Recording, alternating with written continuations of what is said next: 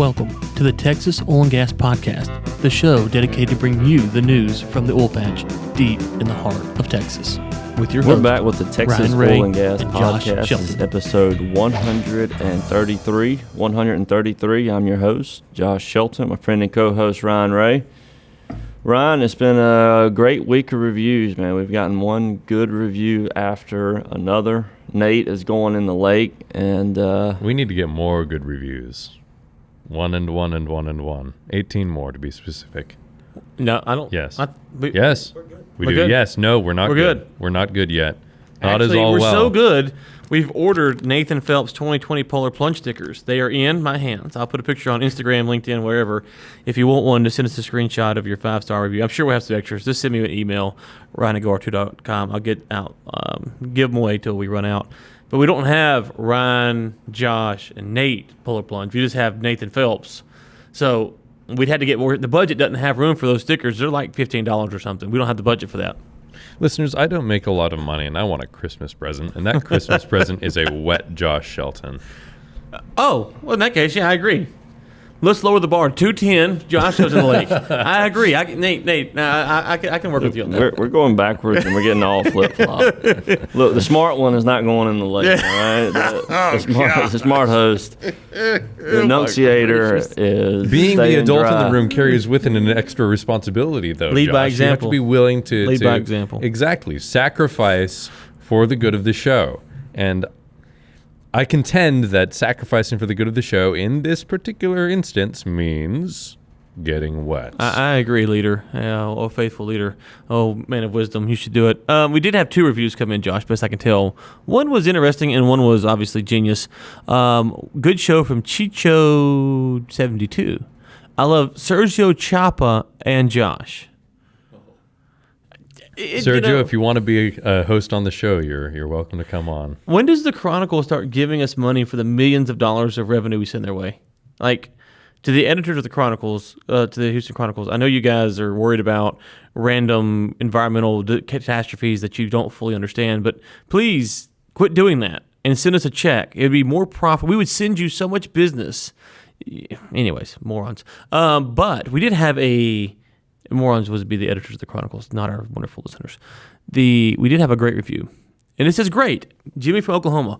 Ryan is a podcasting god. I'll read that again because I don't enunciate. Wait, Josh, what did he say? Ryan is a podcasting god. Wow. And that Makes me question his IQ, Ryan, of all the listeners. he's got to be the smartest. I agree. He got. I thought maybe Speakner or something like that. But this cat right here, he's tuned in. He's a listener. He's focused. You can tell he knows what's going on. And so Jimmy from Oklahoma, it's good to hear that that someone gets it. Speaking of Speakner, Josh, we did have a Speakner, the Prophet of Doom update. And he mentions a few companies that he thinks are in trouble. Whiting Petroleum, let's see here, Valeria, Valeria. Valeria, I don't know, not familiar with that company myself. Just say it confidently and people will believe you. Yeah, exactly. But here's a quote from Speakner, the Prophet of Doom.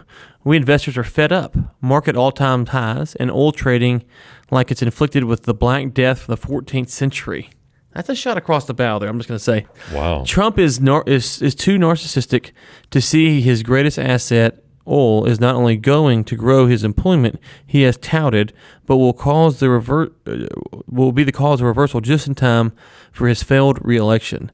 These nutjob crazy leftists may actually stand a chance when Trump's booming economy withers and dies. I'm actually a big supporter of Trump, but his hard-on for low oil has cost this diehard conservative vote. Either Trump destroys frackers or left does. Rather be destroyed by my enemy than my own party. Goodbye, Trump 2020. Truly yours forever and ever, Speakner. Okay, I had the last part. So Speakner is, it's hard to tell where he comes in on this issue. I'm not really sure. He's very cagey. Yeah. Black Death. He calls it the Black Death.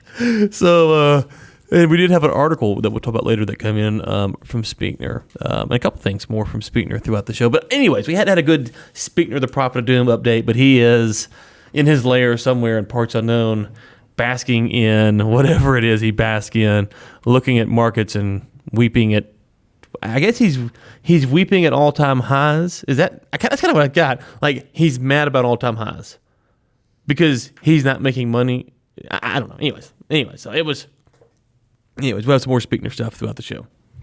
Well, some articles came out. Sergio, he was on last week. One of our favorite listeners and favorite co-host that comes on the show to do the job that Ryan struggles to sometimes. Anyway, he has an article that came out, and it talks about the 10 most productive oil wells in Texas. Now, what I was surprised, Ryan, on this one was Concho, who had the spacing issue earlier this year, has 2 wells in the top 10. So they've really seemed to have dialed it in. They have number 2 and they have number 10. So 2 of these wells really hit great production numbers. For what it's worth, for the folks at the Chronicle, I don't know if it's mine or it's yours. Mine too. Okay, the formatting on this article is weird in Google Chrome on Mac, so might be an us thing, might be a you thing. I don't know, but it is kind of weird. Can't read the numbers, but I can see the ranks, and I just wanted to mention that because that's been an area of concern for Concho, and looks like they've solved some of the issues. Yeah, you got 1, 2, 3. If I'm looking at it right, 1, 2. 3 wells are from Henry Resources, and that's a name I don't think we've ever said on the show. Henry Resources, yeah. I don't think we've ever talked about them, unless you're a subsidiary of something I'm trying to look it up right now, but I don't think that's a name we've ever actually mentioned on the show is that name. So that's something that we'll have to do a little research into and find out more about those guys, but kudos to them because... they killed it. Number 1, 4, and 9. Yeah, so congratulations to Henry Resources for that and those. Anyways, but that kind of stuck out to me as well. It's like, hey, I don't know. So it's one of those companies. I guess they're not publicly traded, or if they are, they don't make a lot. They kind of do things quietly, I suppose, because we surely I don't think we have. I have never seen talked about it on the show. So, anyways, so that was fascinating. But yeah, that's the text on that article. Sergio does appear, at least at the time of this, to be a little wonky. Now, one quite little insider tip here, Josh. Sergio does the drill down thing, and he does this. And if you notice, the source is I call them drilling info, but they're Enverus or whatever they are. So, I think we should probably ask Sergio if this is like is he splitting loyalties here between us and drilling info? Because he's getting it from the Railroad Commission. It's free. It's but I bet Drilling Info would give him all the free love and publicity that we give him. I'm just saying, So, well, maybe he's using the Enverus to bring us some content so we can continue making him millions. We have another article from Hart Energy. Mexico's Pemex announces discovery of giant crude oil deposit. So. We used to cover a lot of these Mexico stories. This one came out on December 6th. Discovered a deposit in southeastern Mexico that could yield 500 million barrels of crude, calling it the largest such finding in more than 30 years. So my curiosity in this is how this is going to play with Texas, New Mexico, and Mexico relations. When Texas was at one point providing, exporting, transporting oil, natural gas to Mexico. Something like this could one, help them become more independent, or two, give opportunity for some of these U.S.-based companies to come in and assist. Now, as we talk, the issues with the prior president has made certain companies a little leery to invest too much time and money. Current president. So it's just a curious article, and really, I'm eager to see what happens with U.S. and Mexico over the next year or two. Yeah, Pemex is so poorly ran that it's hard to understand, like you're saying, what the significance of this will be. And then Obrador's rollback of the energy reforms that we saw in Mexico, which we were very excited about the energy reforms and sad to see them go. We'll be interested to see how this plays out. And I'm looking on the map here. If I understand correctly, this is all the way down in Tabasco, Tabasco, Tabasco State, Tabasco yep. State, which is borders Guatemala, and so it's way down there. Anyways, yeah, I don't know. Pemex is so poorly ran. When you hear about this, it's like, okay, will they actually be able to maximize this many barrels? Obviously, there's going to be some independent auditing that needs to be done about these. But just a final thing I'll say is that we talked about oil discoveries and big discoveries being found, and so it's like, okay, well, here's 30 years of production potentially in Mexico that was found, and it'd be interesting to track it to see where it goes. But yeah, I don't know. I don't know. Maybe Sergio or someone will have some insight on where they're at on maybe rolling back the rollback to the energy reform. But right now, it is not. It doesn't. Last I heard, at least, it wasn't in a good spot for U.S. companies to go down there and work. Remember the article we talked about a few months ago about they were arguing over someone had some offshore assets and they were arguing with Mexico. Or I say arguing, there was litigation over who actually could claim them, even though the American company had went down there and bought the rights to them for offshore drilling. So, but they were taking those rights back and giving it possibly to that was at least what was being considered for sure, which is not something you want if you're in the business of putting out money for production. There's an article Sergio released again that you were talking about a little bit this morning. Basic Energy Service delisted from New York Stock Exchange. So I take it, Ryan, that you were curious as how this was going to relate to Chesapeake being delisted as well. Yeah. So that's right. So if you remember, I think my time gets all kind of wonky being out of town so much, but Chesapeake has been, if I remember correctly, they've been below the dollar mark for more than 30 days. And so I asked Speakner, the Prophet of Doom, why haven't they been delisted? And here's what he said, just to be clear. He said under $1 for 30 days, then they go on, basically put on notice, a probation of sorts. They have 6 months to get their price back up to an average trading price above $1. If not, then it gets delisted. And then he goes on to some things you might see them do. Which means that I'm curious. I saw this basic one and I kind of bumped around. I haven't seen anything about Chesapeake, so maybe they flashed above $1, which I haven't. And that's kind of the thing. I'm not really sure if it flashes above $1 for half a second. Does that count? I haven't seen anything to indicate that that's happened. But that might be a news story you hear before the end of the year. Is that Chesapeake gets noticed that they're going to be delisted, which would be probably one of the, I don't know about surprising stories, but if you just go back a decade to think about them. And the fact that they could be potentially delisted from the stock exchange, it's hard to believe as someone who worked for those guys, many moons ago. I'm looking back now. Their stock 5 years ago was at $20-something. It looks like. If you go back 10 years ago, I think it would be 10 years ago. Let me pull it up here real quick. So we're in 2019. So 2009, it had dropped. But if you go back to 2008, okay, so 11 years ago. You're looking at, $60-something. It's trading at $60-something. So to think that in this 11 years it could be potentially delisted, just shows you how fast things could change. And it bumped above 30 once in there, but it's. So anyways, so I'd be curious to see what happens with that. But that is a story that gets a lot of traction, and I don't know if I know people have they kind of hear about Chesapeake, and I kind of make the joke, compare them to Jason. They're not dead until they actually get. The head cut off and actually separated from the body, and the head's over here, the body's over there, and but this might be the end of them at least being publicly traded, unless they can kind of pull out the Hail Mary, if you will. And then Basic obviously is not exactly the news that they wanted to hear, and probably won't be Chesapeake and Basic probably won't be the last time we hear about these either. Well, it's curious, I didn't pull this up. I just now thought about it, but on. I may have mentioned this last week. Comstocks was looking at some of the Chesapeake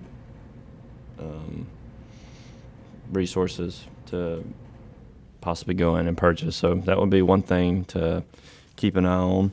There was a UN summit where they were dealing with some of the climate issues, and a couple of things happened in succession to one another, and there's a interesting article at The Guardian that I wanted to mention. So they had this summit, and then there was a law they passed about the anti-protest for pipelines.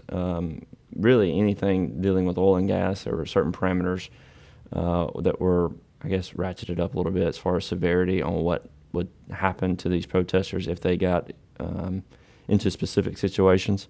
Well, two of them, I believe, two of them and Greenpeace were dangling off a bridge over the Houston Ship Channel, and they became the first people charged under the new law.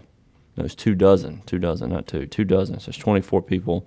They were the first people charged under this new law, which allows for prison sentences and of like 10 years and 500,000 for protest groups.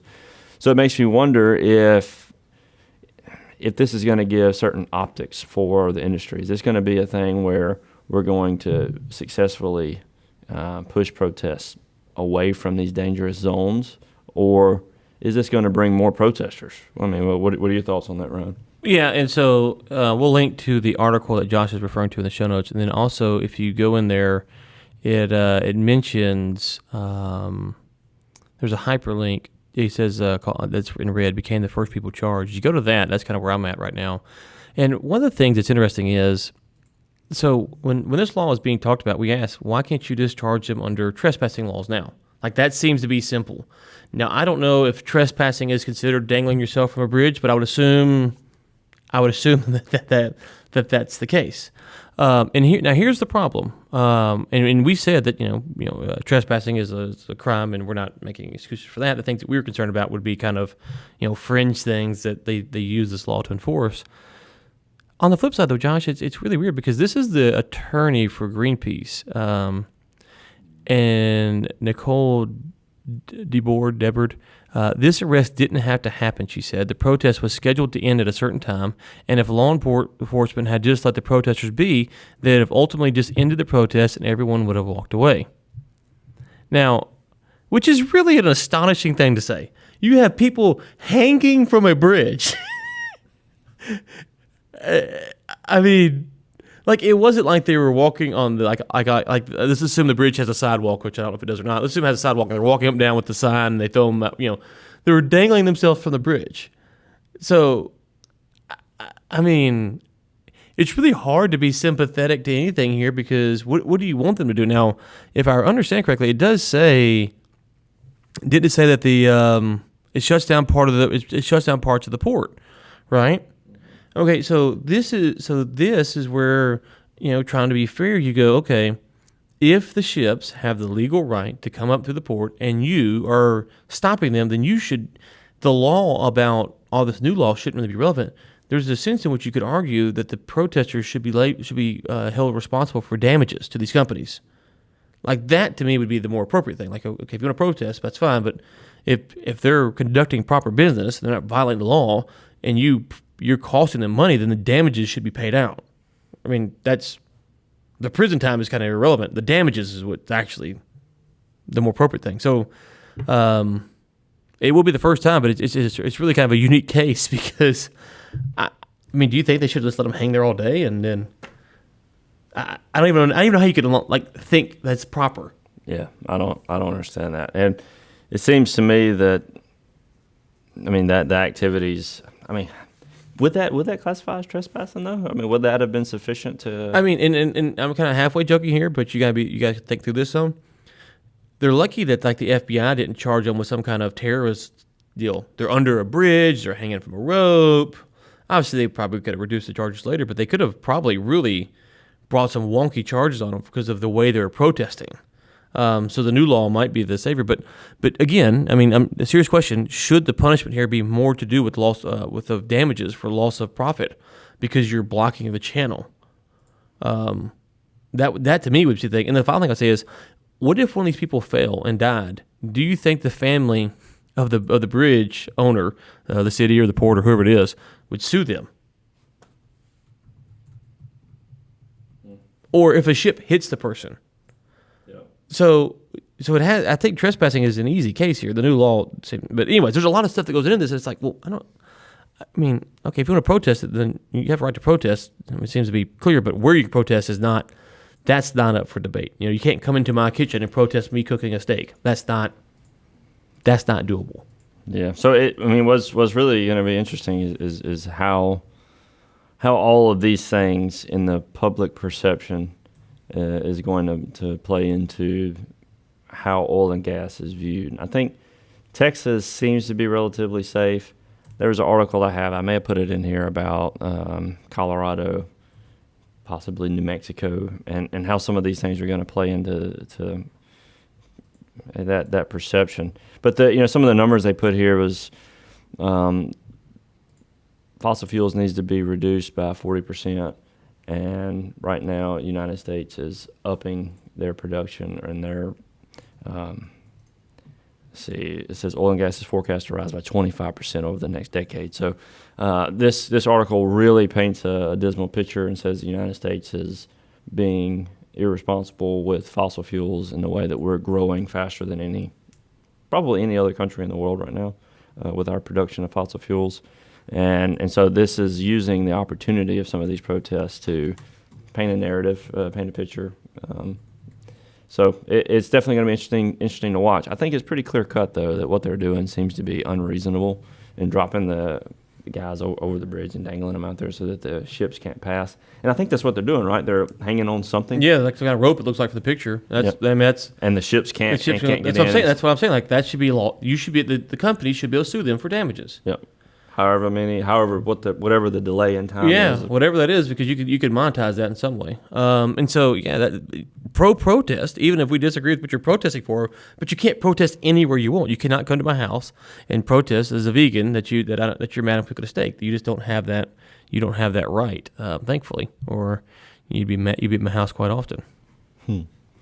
Well, there was another article that came out. Williams sues Texas regulators over natural gas flaring practices. We talked a little bit about this article with Exco about, was it last week? I think last week. No, I think this is back in, wasn't this back in, maybe I get my cases mixed up. Wasn't this back in August when they ruled on the Exco deal? Seemed like there was something we talked about. Maybe. Anyways, go ahead. Sorry. So the lawsuit was filed in late November in the 345 Civil District. Exco has permission to burn gas produced by the 130 wells and 69 flare points in the Briscoe Ranch. And what it seems is that Williams filed a proof of claim asserting that the producer inappropriately flared gas obligated to the gas gathering system. So Williams' point here is that there was gas that Williams was promised that they didn't receive because they flared it, right? So it's an interesting article here, and you might see some more of this with the flaring and the cost of natural gas being pretty low. How these companies are going to deal with this, especially meeting their contract demands and the cost that could entail. Yeah. So this is going back to, it looks like, I'm just kind of skipping this article here. This may have started back in 2017 In 2017, Exco asked the Railroad Commission for permission to burn off excess gas from dozens of wells, and later asked for a 2-year extension of that authority, and that was granted in August by a 2-1 vote. That's what we talked about in August. So Williams is coming back and saying, hey, And so, I'd be curious to see what the terms of the contract were. Like, why does, it's funny, we always talk about, they can't get the pipe, they can't get the gas to the pipe, and no one wants it and all this stuff. And here's Williams saying they want it. So I'm curious what some of the contractual things are. Maybe there is some kind of contractual agreement, but the article seems to say that there isn't necessarily an agreement with Exco and Williams. So it's kind of interesting from that perspective to understand what was going on. But here's a piece. It says the former Chesapeake wells were connected to the Williams gathering system, but Exco argued that it would lose money if they were forced to pipe the gas to the system under the terms of the transportation contract. Since 2016, Exco has been using temporary permission from the Railroad Commission to burn off gas wells. So Exco is arguing that they would do it, but earlier the article states that they don't actually have an agreement. So I'm not sure what the basis of the case is. I will say that there is this idea of not being able to flare off natural gas is catching a lot of steam. I'm seeing a lot of people talk about producers shouldn't be able to do this, and it's such a waste, and all these other arguments. So regardless of what happens with this case, it's going to be interesting to see moving forward. I think it was Pioneer the other day came out and kind of criticize folks for flaring off natural gas. And so it's something that's catching steam, and be interested to see as we progress how this is viewed from a public perception, because 2 or 3 years ago, no one even thought about it. Now, the past 6 to 12 months, it feels like everyone's kind of keened in on this idea, and kind of going, hey, why are we doing this? And I think it's a fair question to ask. I don't know the economics, if it's economically feasible to always put it in the pipeline, or what your options are at that point. Well, there's a little comment here where it says, in the lawsuit, Williams and Mockingbird said the RRC has set a dangerous precedent with the extended approval for Exco, which reflects an evolved practice at the Commission, under which it has not denied any of the more than 27,000 requests for flaring permits received in the past 7 years. And they go on to mention the adopted statewide Rule 32 to regulate flaring, but in practice, for some years, the Commission has effectively disregarded its rule in the granting of flaring exceptions. That's it's definitely something that's taken center stage with these companies preparing for the next year or two. So. Right. Well, but this is what's confusing for me. It says Exco in 2013 bought a package of Eagle Ford wells from Chesapeake Corp. In early 2018, Exco filed for Chapter 11 protection. Williams had a gathering contract with Chesapeake, which terminated in 2017. Exco and Williams have yet to reach a gathering agreement, and it kind of goes on to explain why that might be relevant. But when you hear that, you go, I don't know what the case is being made here. So it'd be interesting to watch as this progresses. All right, today we have our guest, Trent Jacobs. He's the JPT Digital Editor. Trent, great to have you back on the show, buddy. Hey, it's good to be back. So, Trent, we're talking here offline. It's been a while, I think, since we've had you on, 6-8 months maybe. And you were kind of telling us offline that I think, we've had you on probably about 2 years ago originally, and you were kind of talking about technology, AI, big data, all that kind of stuff. But the past, 6-8 months, you've been focusing on frac hits and things like that. So kind of walk us through maybe the evolution of your thinking, or maybe some things that last time you thought may be true that you verified, or that they've been proven wrong since the early part of this year. Okay, well, I remember the first time we talked about this, one of the things you asked me was, how would this play into the rig count? And now that we're 2 years, into this, I think you can look at the rig count and talk about how parent-child effects, i.e. frac hits, have had a direct impact on the rig count. So what we've learned is that not all frac hits are bad, but where they are bad, you're starting to see a lot of operators. You're starting to see a lot of operators open up with their investors in the earnings calls and actually talk about the detrimental effects that it has on production. So that's one interesting thing where I think the investment community is caught on, even though the topic's been swirling around in technical circles for years. And then I think the other interesting point here is that a lot of operators have caught on to the fact that you can monitor frac hits, you can watch them happen.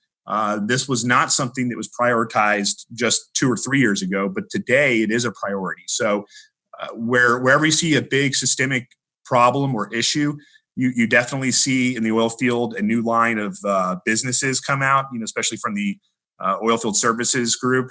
And so it's actually become a really hot topic. And you're starting to see a lot of new technologies come out to try to help operators, and then some operators are just trying to figure out for themselves. So there's a lot of moving parts still happening. The problem is far from solved. Okay, now let me go back to something you said and make sure I got this phrasing right before I ask the question. You said that not all frac hits are bad. Is that how you phrased it correctly? Did I hear that correct?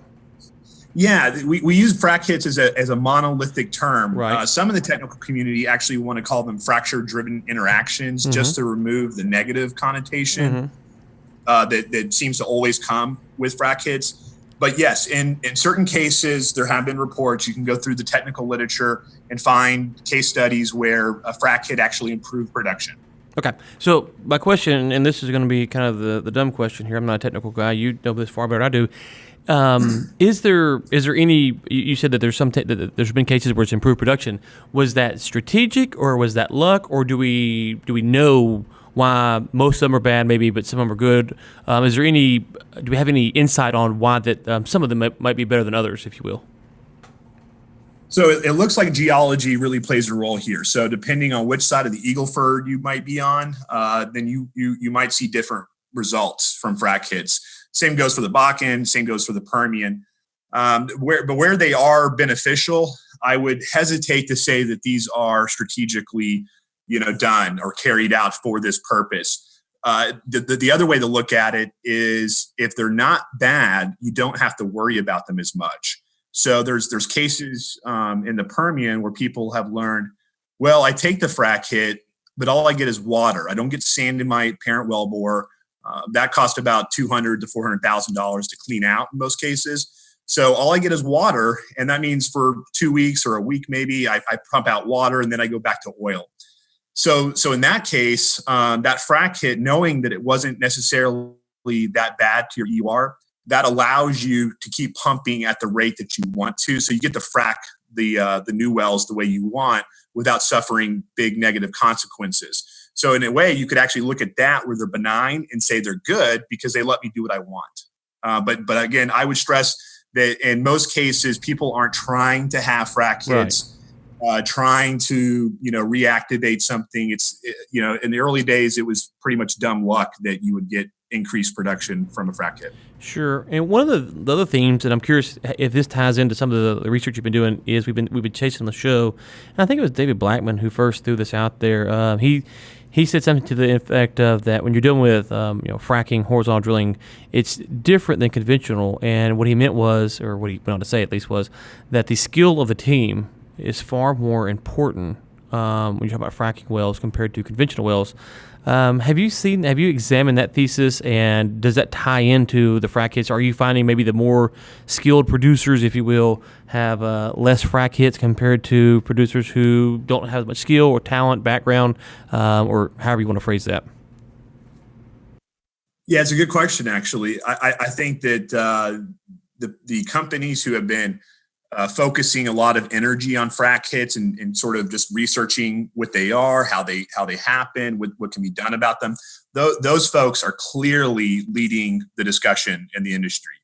And so there is sort of a haves and have-nots in terms of knowledge, the knowledge base that you're working with here. And one way to look at this is that a lot of companies didn't even record instances of frac hits.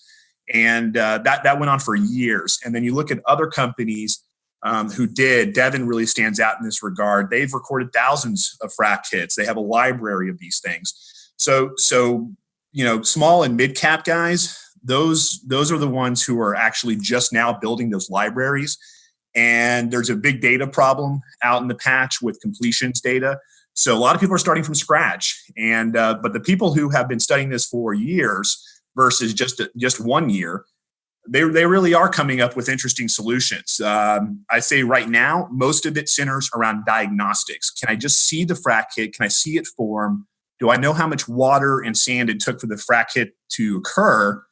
And maybe I can pull back. Maybe I can do something to change that and just get this Goldilocks zone. So in other words, some people are moving towards controlling fractures, and this has to happen in real time. There's actually a debate.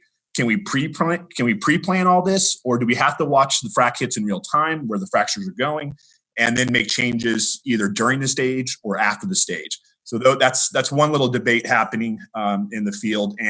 But the amount of literature that's coming out is really helping, like I said, those small and mid-cap guys come along. There's a lot of information that they can use to catch up. It's interesting. I think it was you. We talked about maybe this idea of kind of having like a Netflix or a library of insider information where companies could share this stuff with each other, but kind of what you're saying, it sounds like, is that everyone hasn't kept the records equally, or at least to a minimum standard. So even if you did have a widespread agreement that they're going to share information, some companies would substantially benefit from others because they haven't documented on like a percentage basis enough to really add to the conversation. I think that's always true with any aspect of the oil and gas industry. There's people who have a lot to give back, and there's people who have less. But I think that where a lot of this is coming out of is the conference circuit. So the SBE, we provide these forums. We also provide One Petro, which is the database for the technical information. And I actually go in on there and just check our database and see how often these frac hit papers are being downloaded. And obviously the stories that we write at JPT, how often those are being downloaded. And there's a lot of information gathering happening on this topic. But what's interesting is that you are actually seeing smaller producers with small teams come out with some really compelling research. And it may be something that somebody bigger figured out 1 or 2 years ago, but now it's in the public domain. So again, the knowledge sharing is working. It's working on across the spectrum. And when you go to one of the top frac hit papers, if you will, at a conference, there might be 250 or 300 people in the room. It's often standing room only for some of these really key essential papers. One of the things you mentioned either in your prep email you sent to us or earlier, I can't remember now, was that the CEOs of publicly traded companies are having to talk about this more often. I've often kind of joked about the analysts from Wall Street who get on there and ask questions, and they understand the industry from a certain perspective, but there's a lot of things that just because they haven't worked in the industry, they don't really have a good grasp on. As these things become maybe more relevant to what the analysts are asking, how much do you think that's going to impact what we're seeing, the messaging from these publicly traded companies? Is it going to consume more of their time, or are they going to try to minimize maybe talking about it because they haven't quite figured it out? Well, I think it's all of the above. I think that certain people don't particularly love being asked about it. But one thing you'll notice is if you read the transcripts of these earnings calls is that people will often refer to, well, we've put our frac hit mitigation procedure into place. I always kind of scratch my head because it's really vague. What does that there mean, are right? different ways to do this, but when I first read that 2 years ago, maybe even a little bit before that, I would be like, well, what are they talking about? Because the industry really, the shale sector as a whole hasn't really figured this out. There are really no good solutions being put forth. Now things are a little bit different. I think when you look at people who are doing the cube, you have to understand that by and large, that's a frac hit mitigation practice. They're trying to preserve the virgin pressure in the reservoir and avoid depletion. Depletion is the root cause of frac hits. You're sucking new fractures into depleted zones. And then we see people on the smaller spectrum doing things like what's called preloading. I might put 10,000, 20,000 barrels into older well bores, and then frack, and that water pressures up the reservoir, kind of like replaces some of the oil you took out. And so you're starting to see people as they get these case studies and these results under their belt, they are talking more about them from the executive level. But this is all still very early days. No one has quite solved this issue, and I think that investors are very cautious. Because this gets down to spacing and well inventory and ultimate recoveries and net present value. This really changes the equation on all of those things. And certainty, with so much uncertainty, people are just being very cautious with what they're saying. Okay. Yep. So final question for this on you is price. I think is at 59 a barrel WTI right now. If price lifts up into the mid 70s and it stays mid 70s for a long period of time, we'll say a year and a half. Is this something that you think that investors will begin to hear less about because companies can, push towards, making money or other topics? Or is this something that we're going to be hearing about regardless of what the price does, assuming it doesn't go to something crazy like $300 a barrel? But is this going to be dominating the news like it has for 2020 as well? I'm going to go out on a limb here and say that the parent-child, the frac hit topic, this is going to define the future of the shale sector. This really does get down to how many holes you can put in the ground feasibly and affordably. So no, I don't think that if you get up to 60 or 70, that this topic goes away, because the physics will still be there and people will still be trying to figure out how tight can I place these wells together. And we're probably in the third inning, maybe the fourth inning of solving or understanding this problem 100%. Okay, so we got a ways to go, and price will not impact it. We've got him. We're recording, right? We got him on the record. So We've got him on the record. Let me say this: I think price will, maybe make the pain of a frac kit a little less severe, right? But if your new wells come in at 75% of what your original well on the DSU did, that's still a fundamental issue. And I think what's happening, this isn't my term, but a lot of people are starting to say this, especially the Wall Street guys. This is a recalibration moment for the entire sector. Your slide decks from 2015, 2016, and 2017 no longer apply to the reality that's happening to subsurface today. Yeah, I guess, and I hear that a lot. I guess it just depends because, if the price jumps to 62, it sits at 62 next year, then I'm all on board with what you're saying.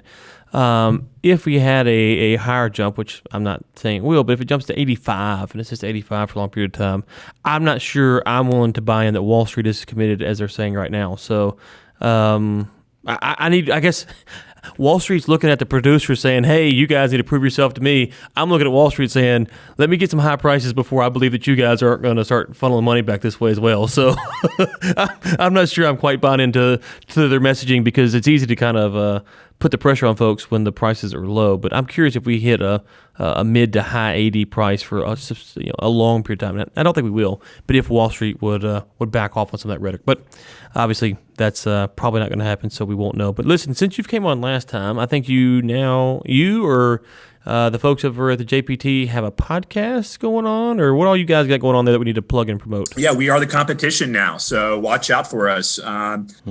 We're doing, we're trying to do a weekly podcast, sort of different formats. The SPE, has a lot of different tentacles. JPT is just one of those. So we're doing episodes about, what it's like to be a member. The SPE president has a monthly podcast episode. And then we're also getting into these really nitty gritty technical topics, that we think are important for everybody to know about. So yeah, Google us, look us up on iTunes. We're there. And what's the show called?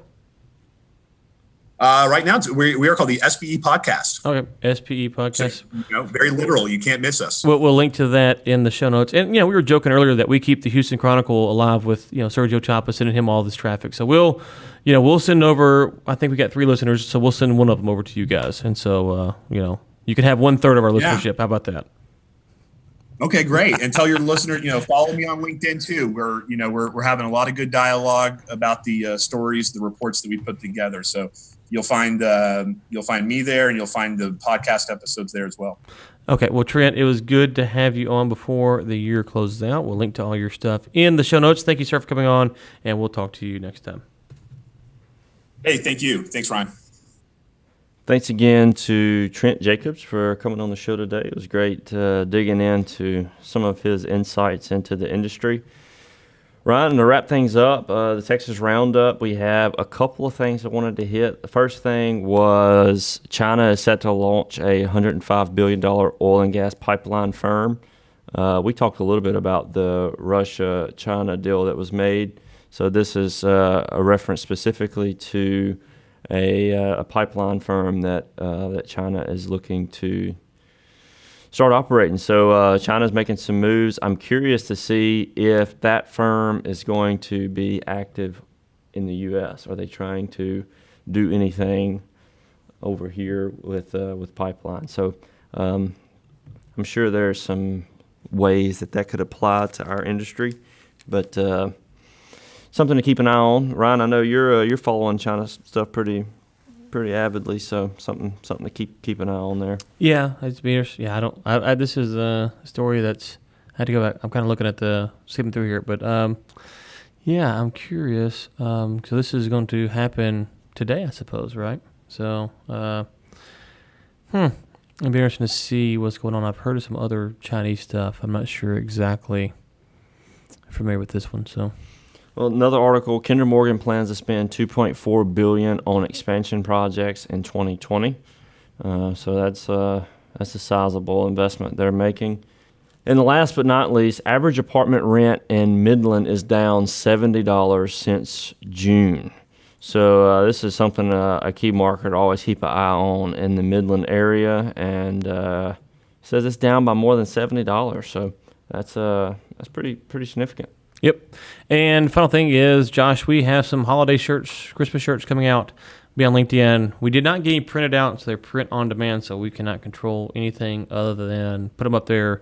Hope you folks like them. If you've been on my LinkedIn, you've seen some of the designs. So they will be hopefully up on LinkedIn by the time you hear this recording, and if you want that. Also, the Nathan Phelps Puller Plunge shirts will be up there, and a sticker if you want a sticker. First come, first serve. For those of you who have sent in your review with the photos, I have you down, but anyone else needs to send in me an email, ryan@go2.com, and I will get you a sticker for your hard hat, laptop, whatever out there.